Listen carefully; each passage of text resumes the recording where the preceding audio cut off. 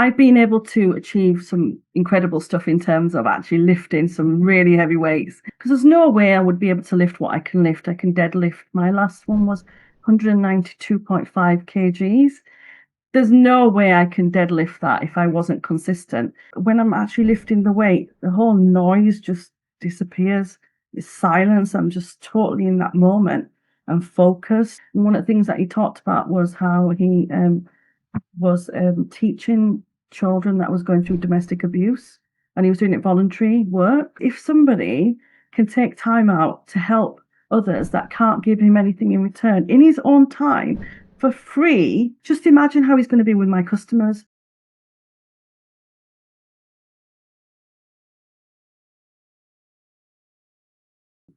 I think the key thing is for any business that's got cultural teams, that have got people around the world, what you want to do is you want to tap into their knowledge and their ideas, because we've all got our own blind spots. When I was building teams, I was telling the recruiters, bring me people that don't think like me, because I want them to challenge me. I want them to see things that I don't see.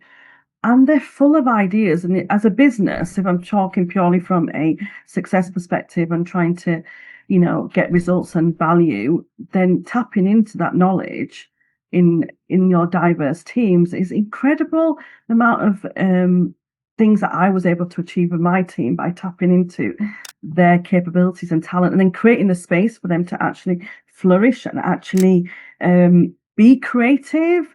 I mean, the teams were creating things that were then going into the product that was being built in the UK, because nobody in the UK was thinking about it. That's because these guys have different exposure. So tap into the knowledge that they've got. And every country's operating, especially technology-wise, is growing and evolving at different speeds and doing different things. And why wouldn't you want to learn from what people have already done and try to reinvent the wheel? So I think for me, that was something that was critical. It was really like, how do I maximize effectively their cognitive intelligence? And actually, because at the end of the day, I'm talking about all these differences, nuances and stuff, but from a work perspective, I was out there to achieve results, right? I had to report back to the board. I was leading the region. They wanted to know what was going on. So for me, it was like, I'm navigating all these differences, but at the end of the day, I've got results to give back to the business. So for me, it was always about, how do I bring these people together to achieve results and really drive the business forward? And that was the exciting bit. And I think when I was living in India, one of my, who's a very good friend of mine, actually, he's also was a colleague at the time, he said to me, goes, my piece of advice to you is that it's never better or it's never worse. It's just different. And when you embrace that, you learn to actually make the best of it. So for me, it wasn't about focusing on people's weaknesses, or you do this, you do this. It's like, I've got this pool of talent across so many different countries. How do I maximize it to get the results that I want? And that's where my focus was.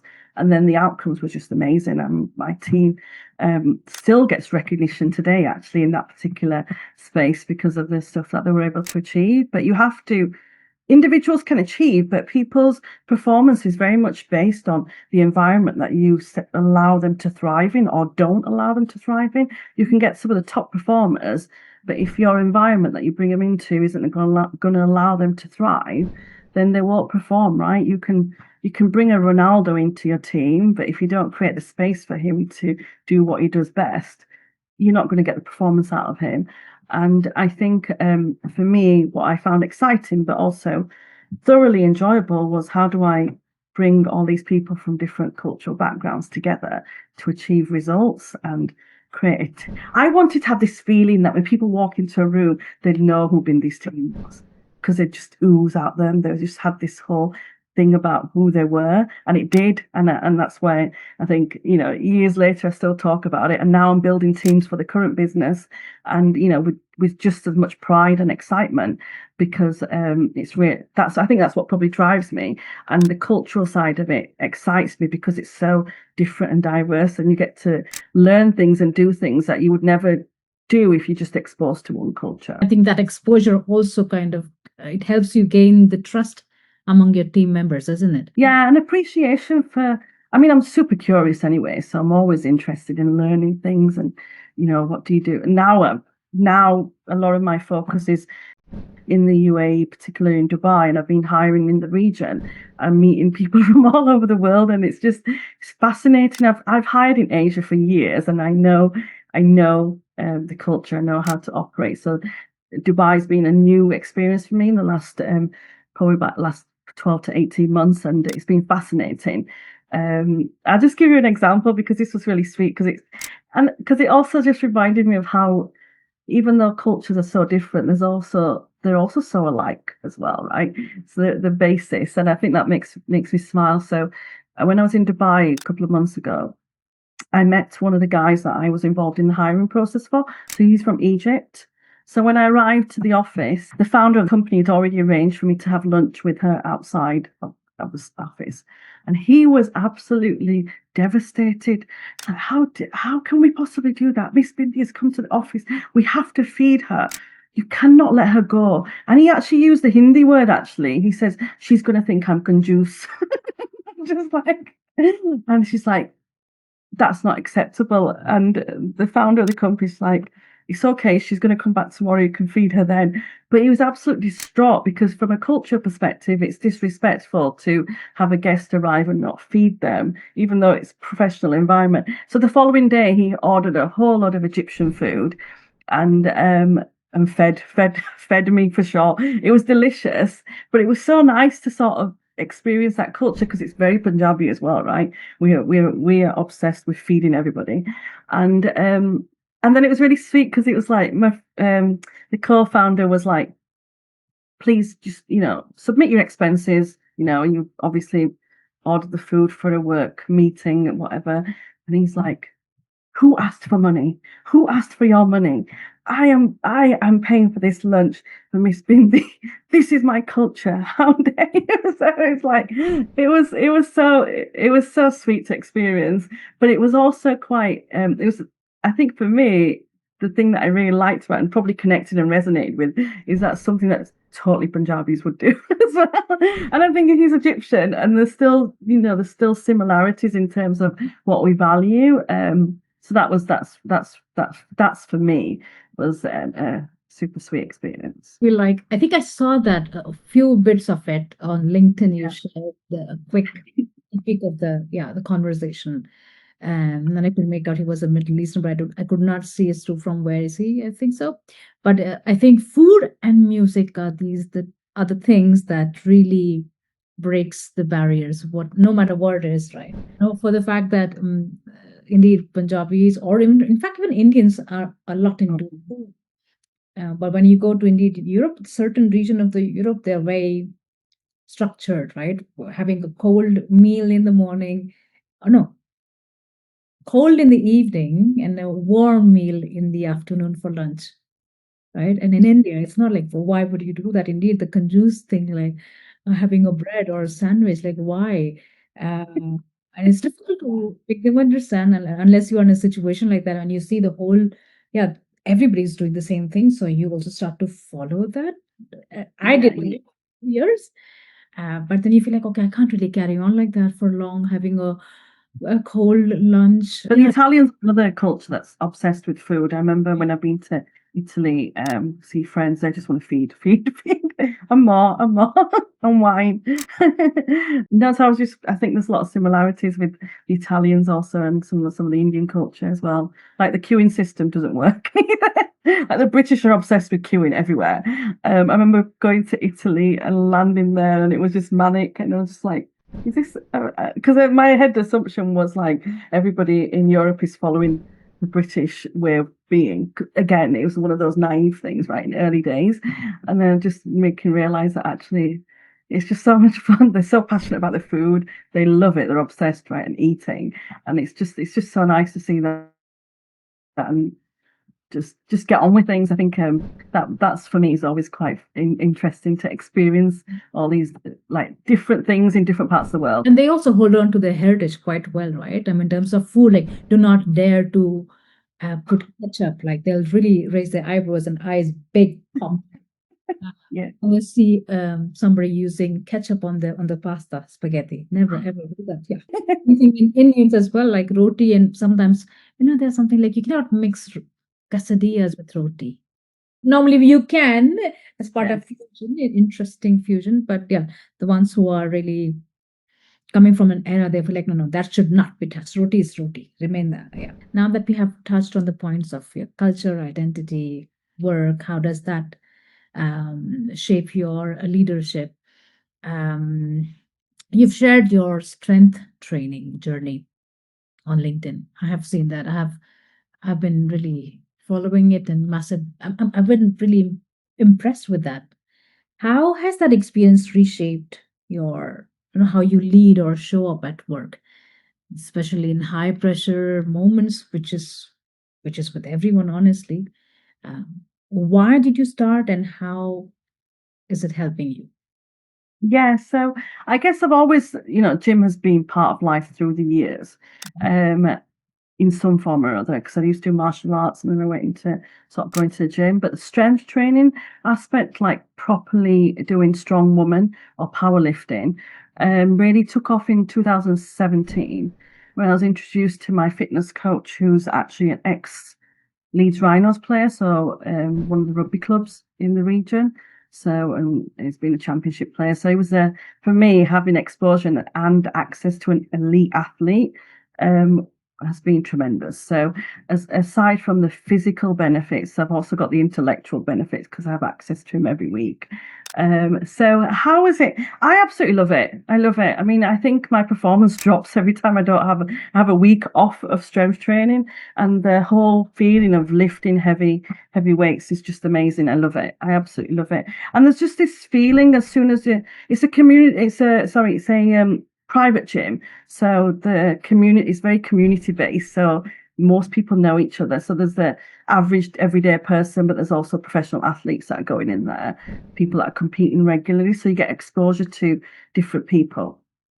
But there's this feeling when especially in this particular gym that I go to, when I step in, as soon as you step into the door, there's already a feeling of, I don't know, everybody's on a mission to achieve and make a change in whatever form. It could be small or large. And I think being around that energy has really helped me tremendously. I've been able to achieve some incredible stuff in terms of actually lifting some really heavy weights, and that's been fantastic for me. I've absolutely loved it.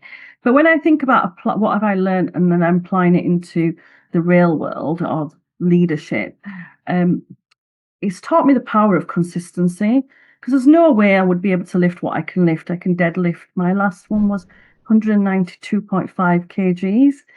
There's no way I can deadlift that if I wasn't consistent and showing up and turning up every week. It's one of those places it's very much the truth, isn't it? You can't go to the gym and looking for shortcuts. Like nothing's going to be achieved unless you put the work in, and it's really sort of true to that. It's not an environment where you can fake it. It's taught me the power of I guess focus, and just like what happens, and I do this naturally actually, but like when we're like, right, okay, there's the next set, it's like when I'm actually lifting the weight, the whole noise just disappears. It's silence. I'm just totally in that moment and focused, and then I'm able to do the lift. And I think that's probably a technique that I've probably learned there, and I can apply in the real world in high pressure situations when you've got tasks to do. Is being able to cut out the noise and just focus on what you need to do. And literally, when I've lifted it and put it back down, I've switched, and then I'm back into, hey, yeah, did you watch that movie last night? I'm like that, right? So that's been incredibly powerful for me, just being able to do that. I think also it's taught me to push past, I guess limitations and boundaries, um, and what you think you're capable of. I think also because my coach is also trained, in terms of his knowledge around strength and conditioning, sports science, I've gained a lot of information with regards to the importance of strength training and what I'm actually doing in terms of the variations that we do around muscle building, around strength, around power. Because it's not just about strength, and we're also focused on how fast can I move the weight. And obviously, the higher it goes in weight, the speed drops. Yeah. And how fast can I then apply force? So we do a lot of explosive stuff like jumping off and on boxes or jumping with weights. So I'm learning a lot of different things from a physical standpoint and building new movement patterns, as I would call it, which I think in the long run is definitely going to help my health and cognitive capability.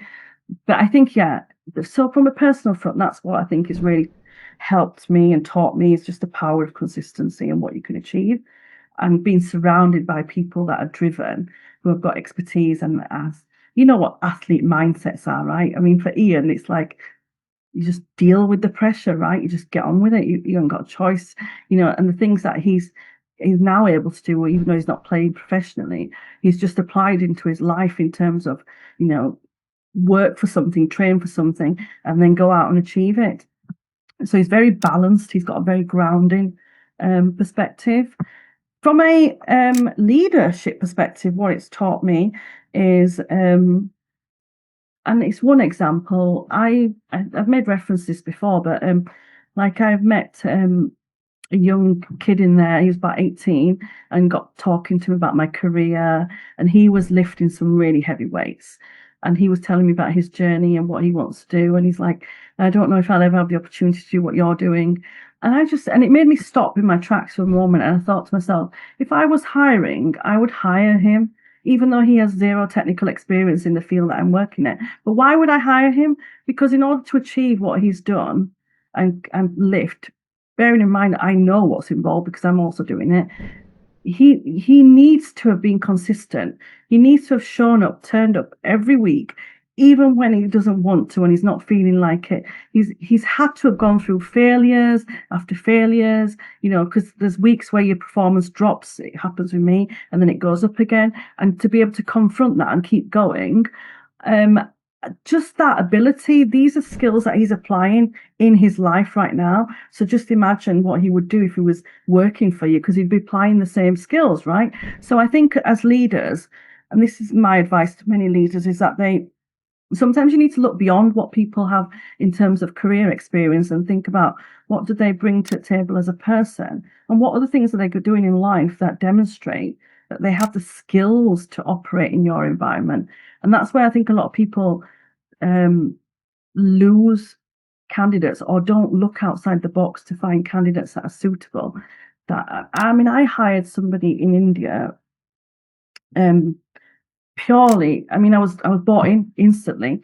And one of the things that he talked about was how he was teaching children that was going through domestic abuse, and he was doing it voluntary work, right? So, and I sat there thinking, it doesn't matter about his technical capabilities. If somebody can take time out to help others that can't give him anything in return in his own time for free and be so passionate about it and so sort of giving, just imagine how he's going to be with my customers. I was hired, right? Hire him. And he was excellent with customers and continues to be excellent with customers in his, as he's moved on his career. It's brilliant, brilliant. But it's just about the ability to see beyond just what's on the surface of what you see. It wasn't his years of experience or technical capabilities. That was the thing for me that just cemented it. Hire him. Why wouldn't I hire him? Beautiful one. I think, you know what, when it comes to fitness, one thing I've learned that it does help in your neuroplasticity. Yeah. So any kind of, not just whether it is language or even learning a different sport, like in your case, the weightlifting, it looks like just you're lifting a weight, right? There's absolutely no other movement, just lifting and half done. Unlike in boxing, of course, or something, or some other sport. Yeah. But there's so much inner talk that goes when you're lifting it, Yeah. and learning about your own body in the process. And mentally, that it wires you in a way that helps you in your work.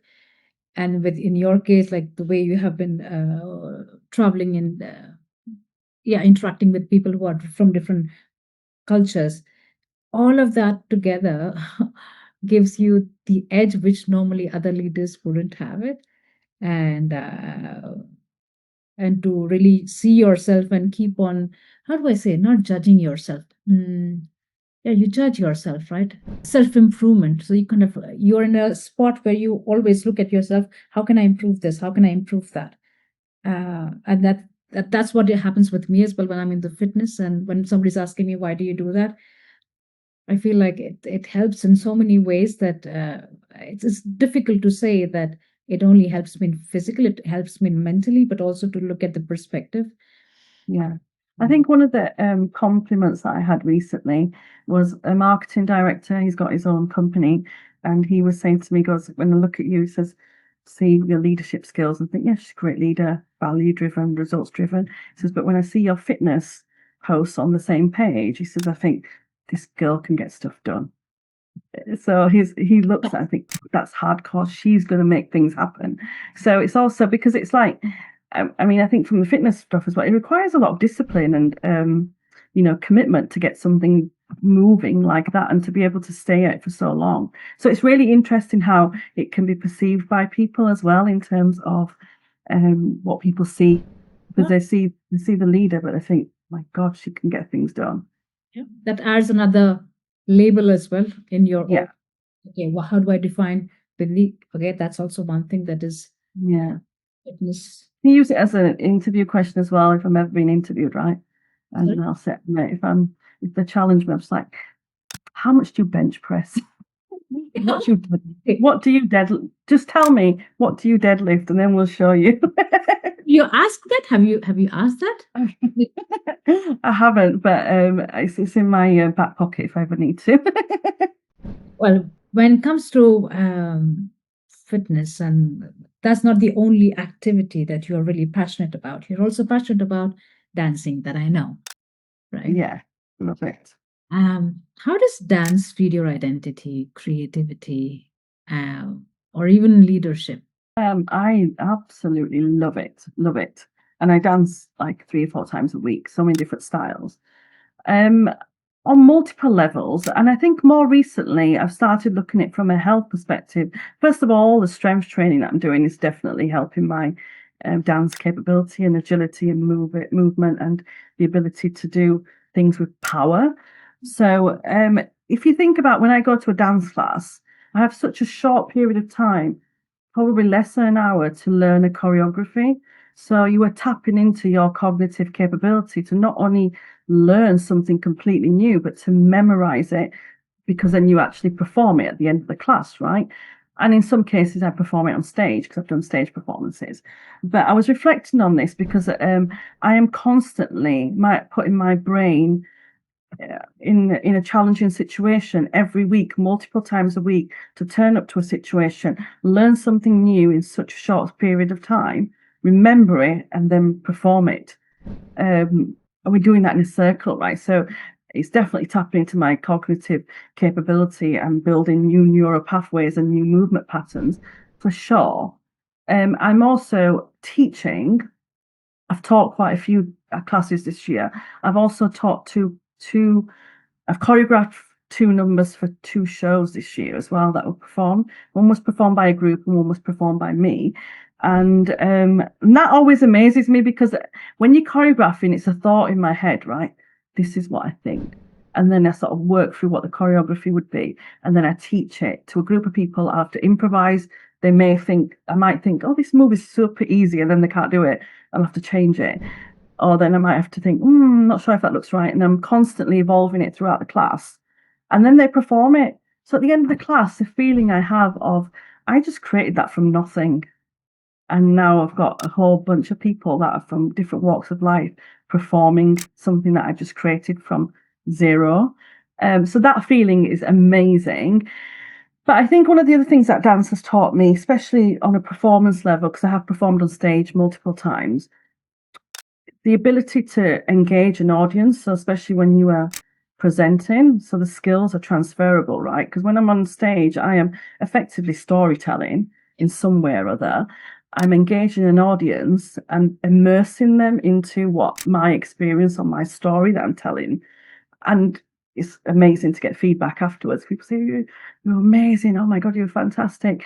And so all those experiences add up to them being able to get on stage and even talk or this year and last year I'm going into a lot of schools and talking to assemblies, so 300, 400 kids in one go, talking about my journey. But all that comes from the dance experience, right? So when I'm standing up and talking to the children about my career, I'm always thinking, how do I immerse them into my life and experience and effectively engage them and take them on this journey? So that's what it's taught me in terms of performance. What it's taught me in terms of teamwork is that effectively we bring all these people from different walks of life together on stage to perform for effectively deliver an outcome to an audience or customer, you can say. And we have to work together as a team, right? So behind the scenes, there's so much stuff happening. People are getting stressed. You get costume failures. You've got chaos. You know, the music stops. All these things happen, and you all have to work as a team to keep the show going, right? The show must go on. So it teaches you how to operate in chaotic situations, and be able to overcome it. Because something will always happen, and it has happened multiple times on shows. But just that, and that feeling, I remember at one point we had 80 dancers on stage, and you just think everybody's come together with the shared frame of reference and same passion, and they're all working towards the same delivery. And how can I replicate that in my teams? I often used to think that. How do I create that same thing in a business team? Because it's just so powerful to see. And it's so nice. It's the little nuances where you see people backstage and somebody's struggling with their zip and somebody else is helping them, or somebody's getting really nervous and somebody's holding their hand and saying, it's going to be fine, it's going to be fine, let's do it. All those things that happen to then deliver a spectacular performance on stage to a massive audience. Though all those lessons learned are just incredible, and I've always tried to apply them into my leadership, and it does. I don't even have to try, because it sort of overflows anyway. So that creative energy that I've automatically then apply in my work scenarios and work situation. So that's where, for me, I think dance has played a tremendous part. And also, coming back to your cultural questions, because I've done so many different dance forms, every dance form has a cultural background to it, right? Or where an origin story, right? So like street dance, I've done obviously Indian and Bollywood, I've done Brazilian samba. I learned a lot about the Brazilian culture as a result of that. I'm doing musical theatre side of things. So there's always that. You also learn about the cultural aspects of the various different styles that you learn as well, which then again you apply in your learnings, or I'm applying in my learnings on an international level when I'm actually then working or meeting people from around the world. So yeah, I just love dance, just love it.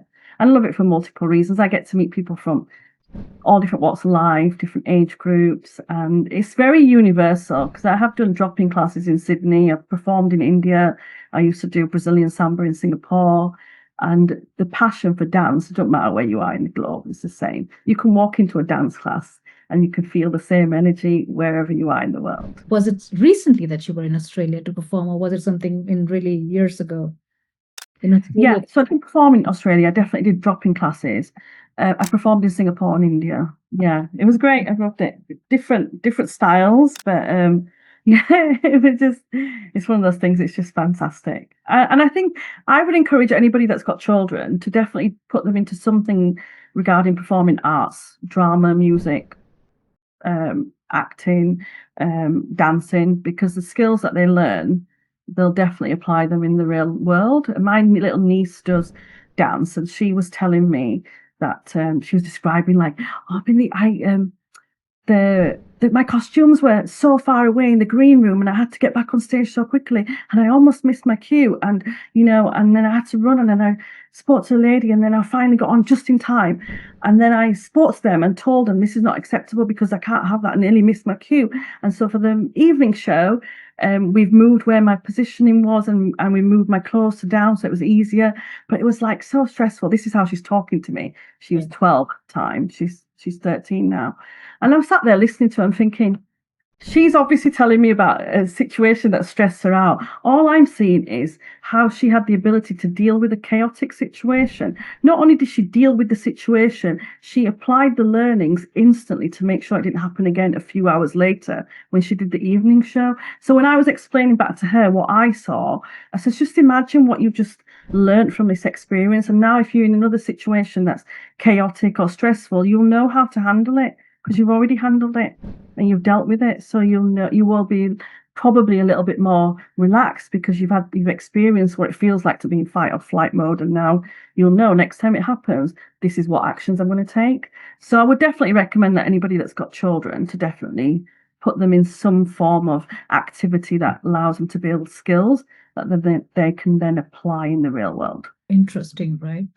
Because you are learning and you're seeing somebody learn, but the person doesn't know that he or she is learning. Like, yeah, doesn't know.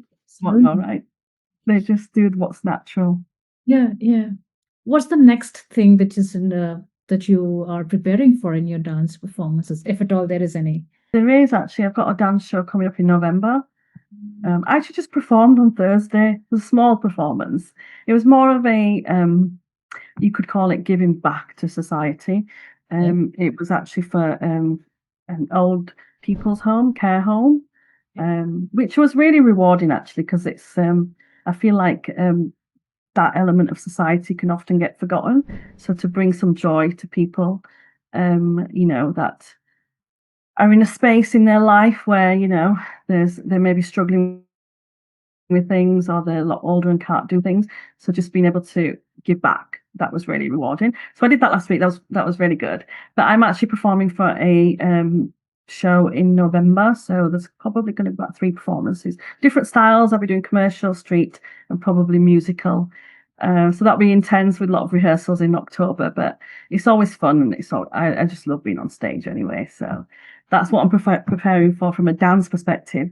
From a strength perspective, everybody's always telling me to compete, but I just do the strength training for fun and I love it. And I love keep breaking my own personal best. But I don't know, maybe I always say maybe competition may come, but I don't know yet. It's not something I'm necessarily thriving for because I actually really enjoy what I'm doing anyways, and I don't feel like I need to compete for a trophy. But it might be something that I consider maybe next year. I'm thinking about the old age home that you were performing for. Yeah. Is there an organization that you regularly visit, or how do you come in contact with such organizations? So this one came through one of my dance teachers. So the request came to him, and he basically checked for availability. But there'll be lots of organizations that are trying to, like the same thing with schools, right? I'm going into schools because there's an organization that's actively engaging with schools to bring professionals in to give children exposure to people from different backgrounds and careers to inspire them. So it was similar like that, just trying to work with that community in the old people's homes and the care homes to effectively just bring an element of joy to them. And it did. It was really nice. It was really sweet. And because it was Indian dancing as well, so I took my saris and bindis, and because there was 3 of us, we were sharing them and letting them feel the fabric and apply the bindi so they get exposure to the culture as well. And it's I mean, you know what the fabrics are like for Indian textiles are just amazing, right? So the brightness, the colors, the embroidery. So yeah, it was really nice, and they just loved it. And then we did a bit of a workshop with them as well, so they got involved, and that was quite nice. This whole conversation with you has been, I've been smiling throughout the so many experiences from your experiences have been my experiences. So imagine my own situation there and the learnings that you've had working with multiple multicultural people, and as an expat as well, dealing with multiple people from different cultures. Yeah, it's quite similar, and it's nice to hear that. But yeah, of course, your way of dealing with your own strength, and it's nice. It's the fitness, the dance, the way you look at people and you give them space to be themselves, like the Egyptian guy, the food, how food connects. All of that for me has been, was really bringing a lot of smile on my face. So thank you so much for your time, Bindi. We have had a great time discussing your story, your journey. Is there anything else that you want to add? No, I've really enjoyed it. I've really enjoyed it. And it's always nice to replay the stories, which I've got a whole catalogue of. So we could talk for hours and hours. I Yeah. think one of the things that I would say that all these experiences continue to bring in terms of taking things forward. So I'm now sharing these stories with children in schools, right? So whereas I was growing up thinking that I needed to fit in, I'm encouraging these children to tap into their their capabilities, their abilities, and shine and seek opportunities that they may not have thought possible. So I'm able to pay that forward. All the connections that I've made internationally. I mean, even today, if I've got something that I want to discuss and I want somebody to challenge my thinking, I'm usually on the phone to an ex-team member in Hong Kong, or then I'll be calling somebody in Singapore, or somebody I know in Serbia or India. I was like, I've got this idea. What do you think? And I know that they're going to break it, and I know they're going to see something completely differently. So it's become part of my life as well. It's not like, oh, I had that experience in the past working for that company and see you later now I'm with somebody else. Those people, many of them are still on my journey with me, and I tap into their expertise on a constantly, because I want to personally grow, but also I know that they will anything that I come up with will be enhanced because they will see things that I don't see, or they'll challenge me in different ways. So that's been really nice actually, because that continues. And I guess my international exposure has now also led me to working with this company that I'm working with now, who's now giving me exposure to Dubai. And I think for me going forward, I'm just looking forward to working with, I guess, more organizations that want to grow and expand internationally, and also build high performing teams that are from diverse backgrounds, and how do you bring them together to achieve results, which I absolutely love and I thrive on. So yeah, that would be what I guess it never stops. I feel like everything that I've learned is now still continue to take me forward, and it will continue to take me forward. That's really nice. I hope you get what you wanted. And then people also would be interested to follow your journey. So I'm going to share, of course, your LinkedIn and your Instagram account. Uh, for now, I think we'll maybe also have a follow up episode. You never know, just to see, okay, where you are. But thank you so much for today. It was a Thank lovely you. you, and also seeing you like this after a decade, and Yeah, hope meet in person, maybe see you perform, because I would love to do that. yeah, yes, definitely. Thank you. Thank you so much for your time.